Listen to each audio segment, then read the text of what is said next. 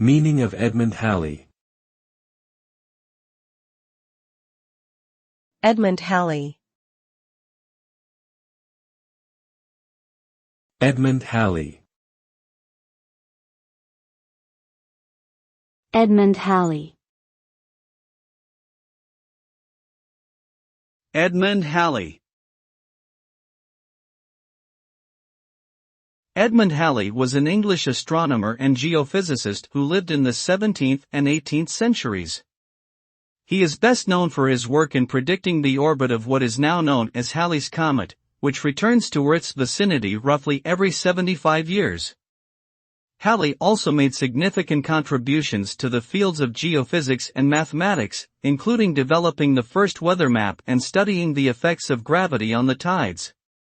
His legacy continues to impact astronomy and science today, with further studies of Halley's Comet still being conducted.